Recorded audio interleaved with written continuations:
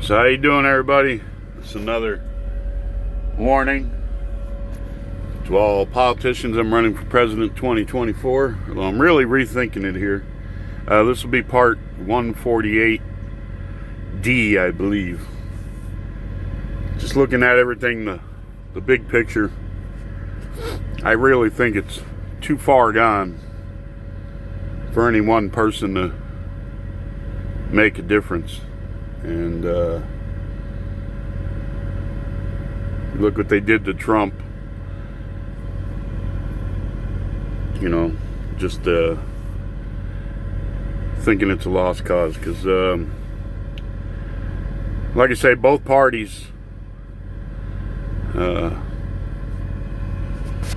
lie through their teeth, manipulate people one reason or another.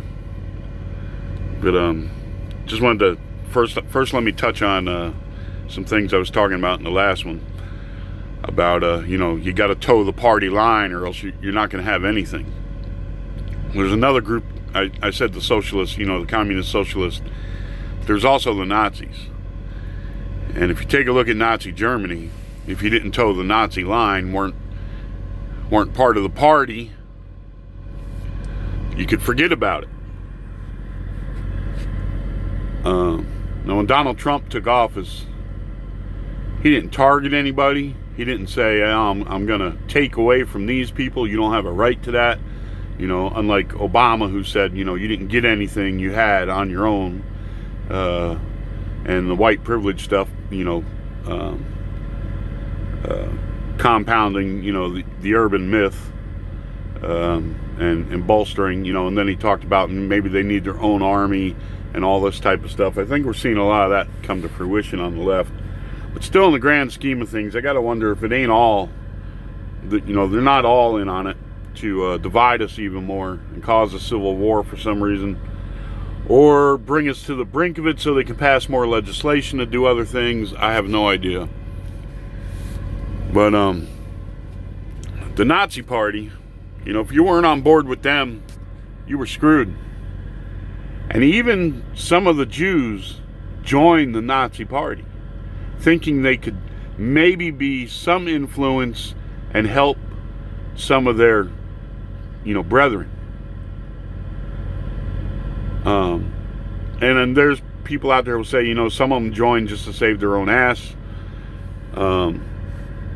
Maybe it's a mix of both, but there were a lot of them who did for a while. And the point is, it didn't do them any good.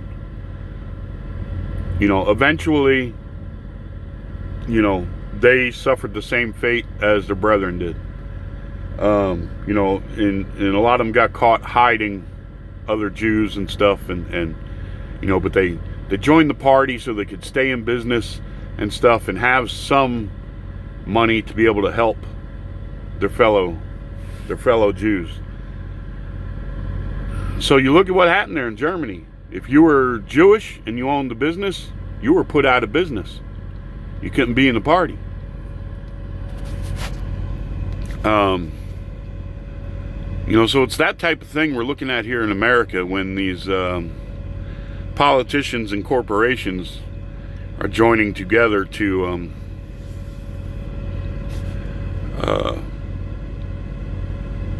build this monstrosity of a cabal they got going here. No, I know.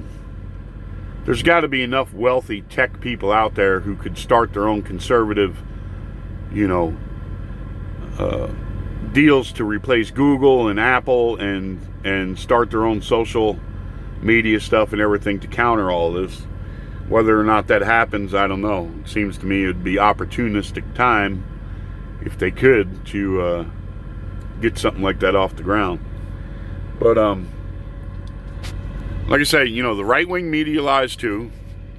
When we invaded Iraq, and I was registered Republican then, when Bush started talking about doing that, and then we were going to do that, and I was like, hey, that's bullshit. Them people didn't do nothing to us. What the hell are they doing? You know, everyone was all for, you know, go get, you know, Bin Laden and all them, and it's a whole nother ball of wax if you buy into the fact that they did that and stuff. But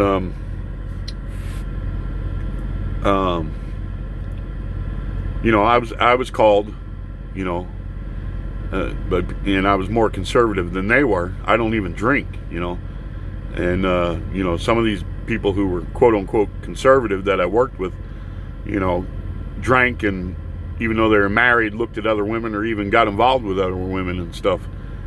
And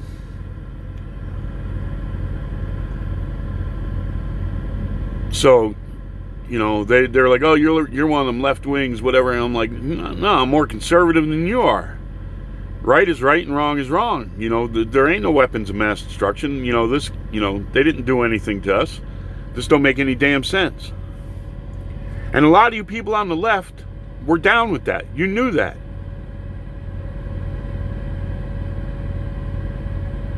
And protested the war. And anybody, you know, who disagreed with it we were all brandished. We hate the military, we hate our country, we hate this and that, all that kind of stuff. And now you see it being put forward by the left. You're a racist, you're this and that. You know, and Obama played his games. They all do.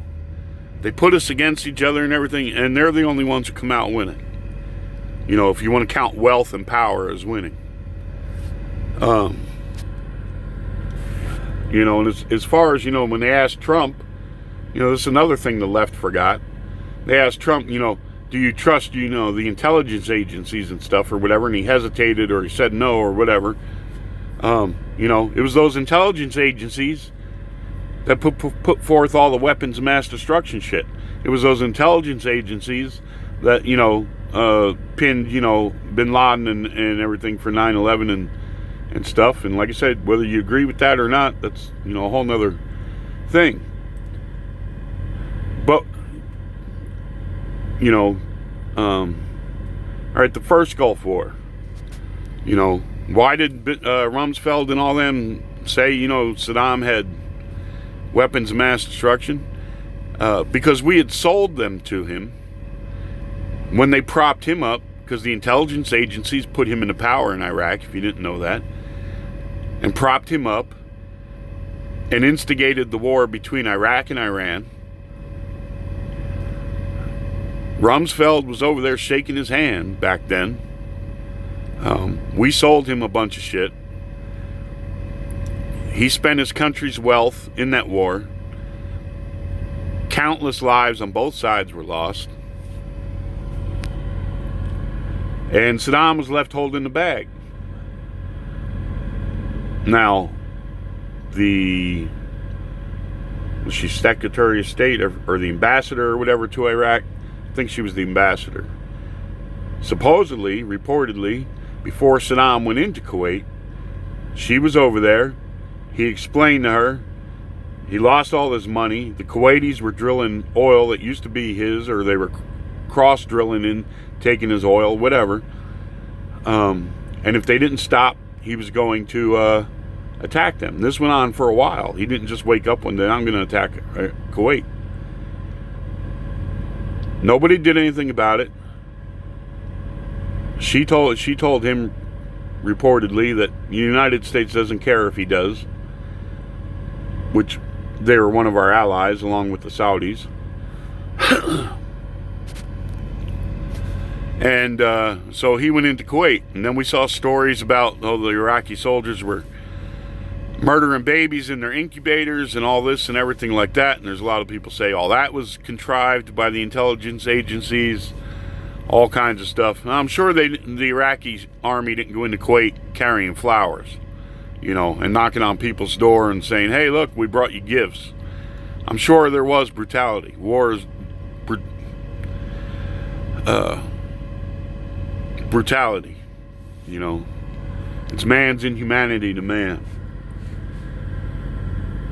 So in any event, you know, then we had that first Gulf War. Now, if they thought he had weapons of mass destruction, that first Gulf War, you know, they did everything they could to find them, destroy them, what have you. Then, because even during that first Gulf War, they were, one of the things they kept saying is, oh, he might use chemical weapons on our troops.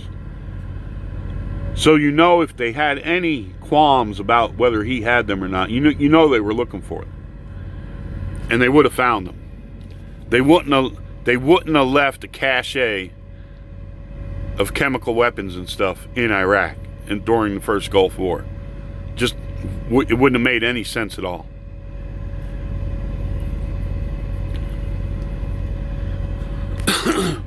So you have to wonder, that whole thing with Iraq, and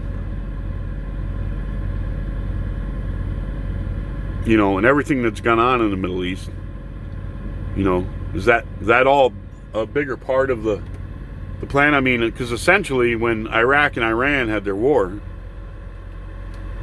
essentially it was like killing two birds with one stone. Both those countries were weakened extremely. And if you want dominance around the world, and like Cheney's plan, you're going to take everybody out who can be a threat to the nation while you can. So it makes me wonder if there ain't more to this whole deal that's going on. I mean, Trump ran down the middle. He said, I'm going to do X, Y, and Z. These things were wrong. We should have never got involved in them, etc. And basically, if you look who he pissed off, Big Pharma, I'm sure, was pissed off. They had people who were going to lose money. Everyone was for Obamacare and all that, all them people who were getting loaded off of that shit. The people who are the pro-immigration, being paid by people who want slave labor. I should say pro-illegal immigration. And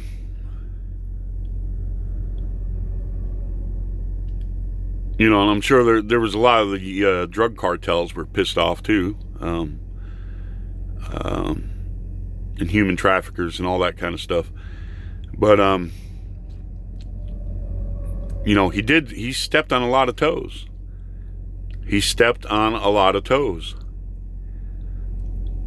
But there's no way you're going to get back what they've sold out. They've sold you out. You can throw Wall Street in there, with the government. It's people on the right and the left sold you out for profit. And you look at, you hear people like Obama, oh, you didn't get that, or people, this, country wasn't made by, individual effort and all this and all that kind of stuff.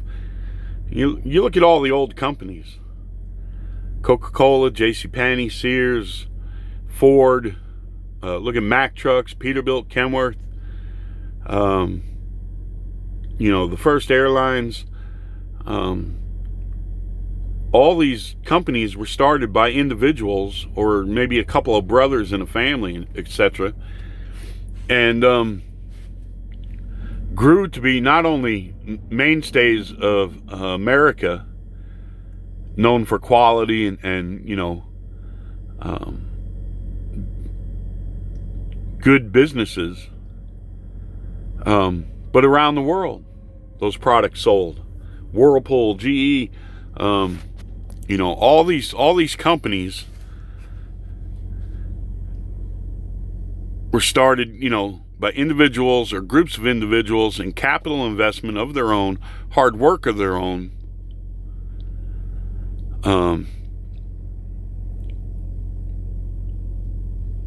Quality products, etc., etc. Wasn't nobody handed anything to them. And you can go down the list, Thermo King, all kinds of stuff. Yeah, you can look at some of the shady deals, the railroads and the oil companies stuff made, and then later the defense, You know, there are a lot of those who got built up by, you know, who they knew and who they had make deals for them or what have you. But an awful lot of American business was started as small business, and just grew and grew and grew. Now, there's people out there who if you get subsidized businesses,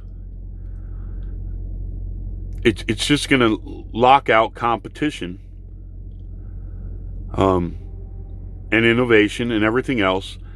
And if you get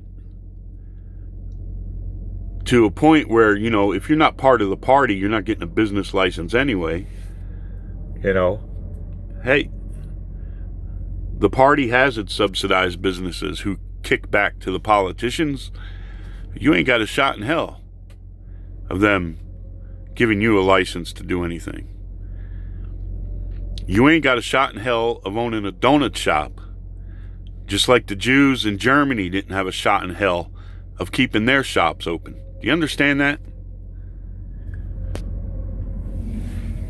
So I'm telling you, this deal with they're going to give you everything left and right and all this, it's a Trojan horse. There ain't nothing for free, you know. And one of the things, you know, I've always noticed about as far as like higher education and stuff and everything, one of the biggest reasons, and I'm not saying having free college would be right or anything, but one of the biggest reasons is because if you're in, unless they change the law, I don't know, but it used to be if you were in school, they couldn't draft you. You understand? And so not being able to afford to go to college, and then them offering money if you join the military to go to college, you see, I think that plays a big part into it. If they didn't offer, you know, money to join the military, you know, if they didn't keep you in that hole, which I think, you know, there's a lot that has to do with that welfare shit. You know, if you're not dependent on the state and living on welfare and all that kind of crap, and you can afford to send your kid to college, they'll never be in that fix of, well, if I want to go to a decent college, I either got to be a really good athlete or I got to join the military. They won't ever be in that fix if you can be more independent and take care of your own family. So I wanted to point those things out, and then I'm going to get back on the idiotic, ludicrous ideas of legalizing drugs. So a lot of people, especially in entertainment and stuff and everything, you'll hear like, you know, Jimmy Kimmel, Jimmy Fallon, Stephen Colbert comments on it, and everyone, oh, it's so unfair to African Americans, blah blah blah. Look here, you still got to pay for drugs, right? And I mentioned this in one of my other videos, but now I'm going to address, before I just address it to the, you know, your everyday average black dude. Hey, where's your daughter going to get her money for her drugs when she gets older? You got a daughter? She gonna end up stripping someplace or something? She gonna have a boyfriend that does drugs and makes her go strip? So let me ask Jimmy, because I think they all have kids. I don't know if they have daughters. But Jimmy Kimmel, Jimmy Fallon, Stephen Colbert, do you tell your children not to do drugs? You're all for this legalization of drugs. Do you tell your children not to do drugs? And if you do tell them, hey, it's all right, do whatever you want to do. Now, maybe because you're wealthy right now, you might not think about it. But how about your daughter does drugs, just becomes a big-ass pothead. She gets a big-ass boyfriend who's a big-ass pothead, and they move in, and neither of them work and all that. You going to supply them their dope all the time? And if not, this might be a problem, you know, you celebrities and politicians never have to face, but a lot of people on the lower economic side of the ladder, and it doesn't matter if they're white or they're black. But all you got to do is watch any cop show or look at society or look online at all the pornography and stuff. You know, how many of those cop shows, you know, show girls working the street corner, getting money to buy drugs?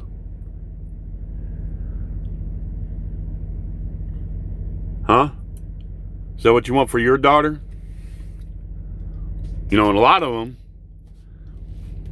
have boyfriends or husbands who tell them to get out there and sell their ass to make money to buy drugs. Or some of them might be in those situations. They can't get away from the guy. They're not doing it for drug, because I imagine there are some who are doing it to try and get money to feed their kids. But I very, very seriously doubt that. I think it'd be more for the drugs. You know, or ends up in some biker gang where eventually after, you know, hey, she's partied with them all the time, even has a boyfriend in the gang, partied with them. They've supplied her drugs and her booze and her good time all the time. Before one of them says, hey, time you earned your keep, bitch. You're going to go dance at the strip club.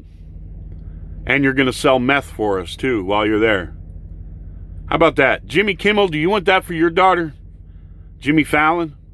Stephen Colbert? Because while you can't imagine that in your circles of that ever happening to your kids, that's what happens in the drug world, whether you want to admit it or not. And it happens to all the people that you're thinking you're helping by making drugs legal and making fun of it, you know, not being legal and how it's racist and all this and everything.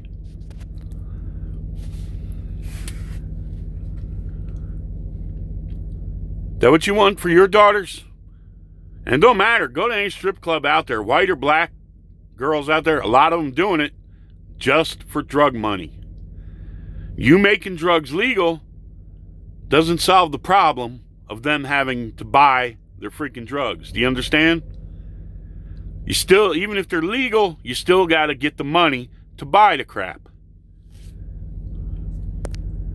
And there's always going to be people doing it the illegal way, always, because they're going to find a way where they make more money doing it that way than the legal way anyway.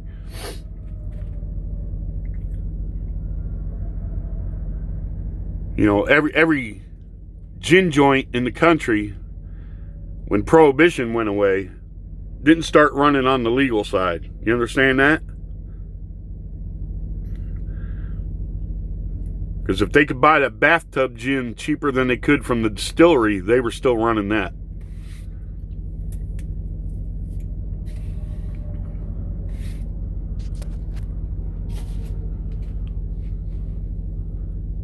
You know, they got girls out there selling their ass for their drug habits and selling drugs and stuff in the clubs and stuff.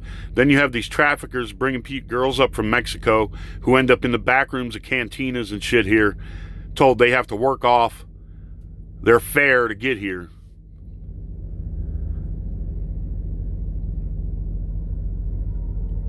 And, you know, even you go to truck stops down in El Paso and stuff along the border, you can still see them out there being pimped out. And guarantee you, support some doper, support their own dope habit. So I just wonder if all you people are pushing this legalization of drugs ever think about that. Ever think about that. Well, they still got to pay for them. Any place you have drugs, you increase poverty and crime and despair and prostitution. Any place you have a lot of drugs, you will find those things there. And you people want to turn around the other. Well, poverty creates this and that and everything like that. I know there's a lot of poor people around the world who live God-fearing, honest lives. I'm telling you, it's the drugs. Whether it's the trailer park or the inner city, If there's drugs around there, you have a whole bunch of bullshit. You have poverty, because if you're busy running around doing drugs and selling drugs and hanging and all this, you sure ain't looking for the best career path to begin with. You know, and then when the car breaks down, you get a flat, and then they're out there stealing a tire or stealing whatever they need because they don't have any money. You have all kinds of domestic abuse calls in areas where you have a lot of drugs and alcohol going on. And you morons are trying to tell everybody the answer for the African Americans in this country is to legalize drugs.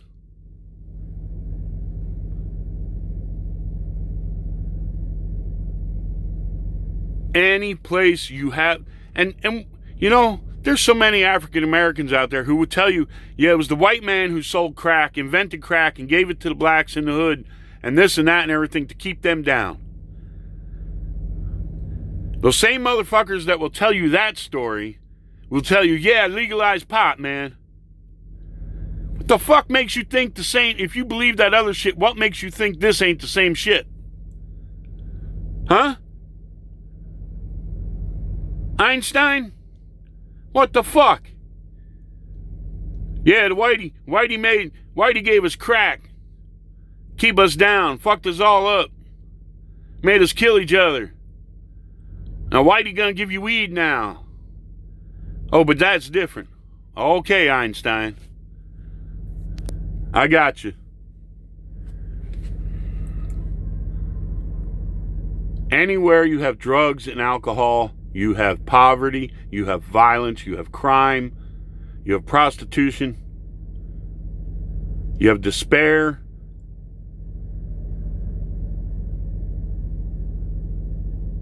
Why on earth would you want to make the shit legal? You know, I heard a thing in Jersey. Oh, you can have up to 6 ounces. 6 ounces? And all they're going to do is fine you or some shit like that they're trying to pass. I was like, 6 ounces? Who walks around with 6 ounces except for somebody who's dealing it? The fuck?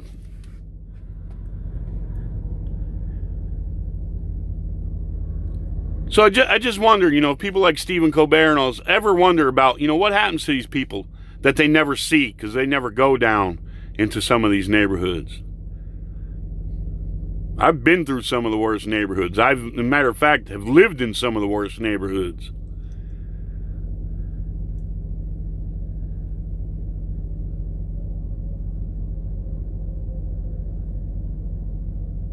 Have they ever lived down, spent any time there, seen the carnage that goes on? Seen the madness? Seen them girls out there on the streets, you know, selling their asses?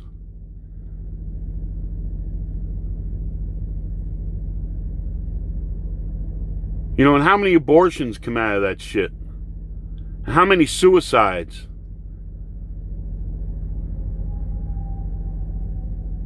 And you think making dope legal is going to help anybody? Might keep them from going to jail. It ain't going to keep them from fucking up their lives being a stoner all the time. Ain't going to keep them from... No, it won't keep them from jail because they're going to go out and steal to get the money for their dope.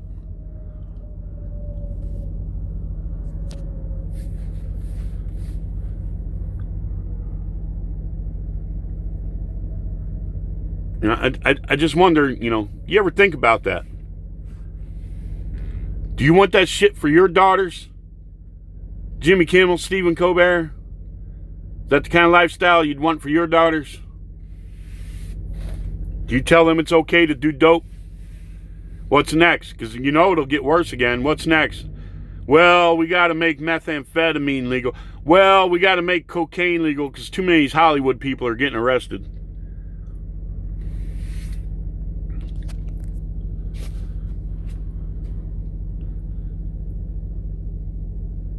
So I wanted to point those things out there. There's some, I'll probably do another one here in a minute.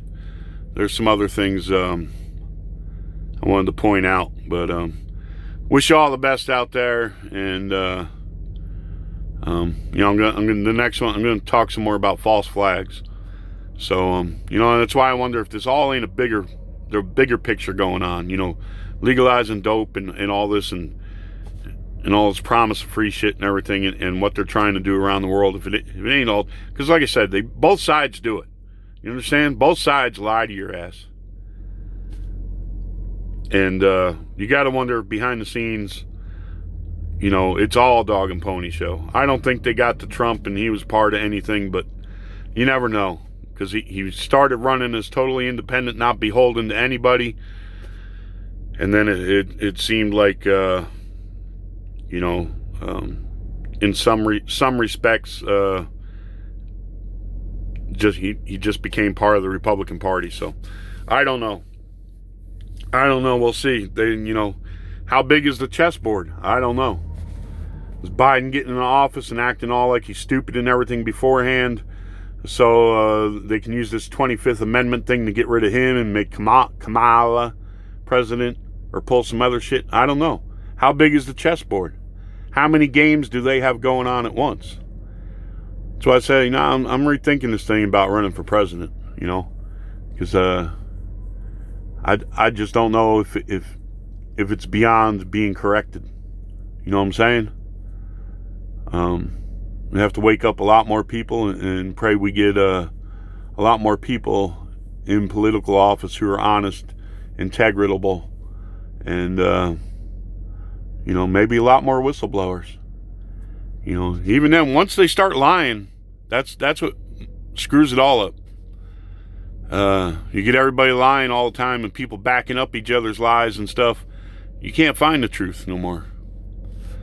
So I think we're pretty well screwed. But anyway, I'll see you on the next one. I wish you the best out there. God bless.